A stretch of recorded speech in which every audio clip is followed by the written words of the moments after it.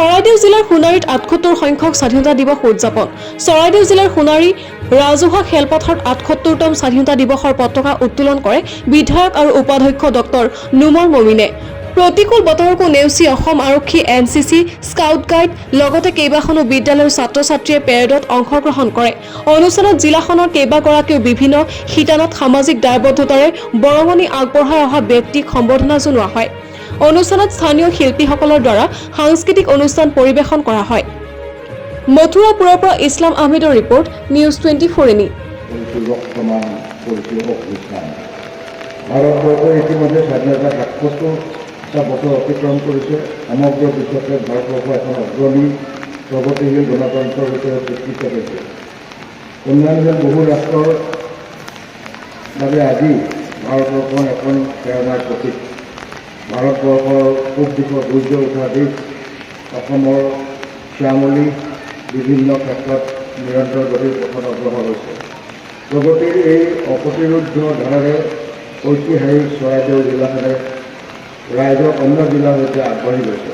সদ্য ৰাইজ সকলো উৎকণ্ঠাৰ অন্ত পেলাই যোৱা ২৬ জুলাই তাৰিখে ইউনেস্কোৰ চৰাইদেউ মৈদামক ইউনেস্কোৰ বিশ্ব ঐতিহ্য ক্ষেত্ৰৰ মৰ্যাদা প্ৰদান কৰে।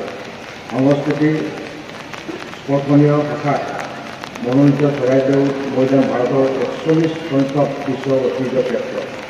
এই স্বীকৃতিয়ে আহিবলগীয়া গ্ৰহণ কৰিলে কি ক'ব বিচাৰিব অসমবাসী?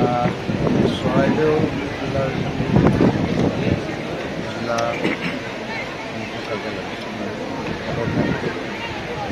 ৰাষ্ট্ৰীয় পতাকাৰ ৭৮তম স্বাধীনতা দিৱস উদযাপন কৰিছে আৰু মই খুব আনন্দিত আৰু অসমবাসী ৰাইজক ৭৮তম স্বাধীনতা দিৱসৰ উপলক্ষে মই শুভেচ্ছা জ্ঞাপন কৰিছোঁ, অভিনন্দন জ্ঞাপন কৰিছোঁ। আৰু সেইসকল বীৰ যোদ্ধা তেখেতসকলক শ্ৰদ্ধাঞ্জলি জ্ঞাপন কৰিছোঁ। তেখেতসকলৰ ত্যাগৰ কাৰণে আজি আমি এখন স্বাধীন ভাৰতত বসবাস কৰিবলৈ কাৰণে ভাগ্য আমাৰ প্ৰয়োজন। গতিকে সকলো অসমবাসী ৰাইজে স্বাধীনতা দিৱস উল্লেখভাৱে উদযাপন কৰিছে আৰু যাতে ঘৰে ঘৰে এই উৎসাহ বৰ্ধিত হয়। এই স্বাধীনতা দিৱস এটা আমাৰ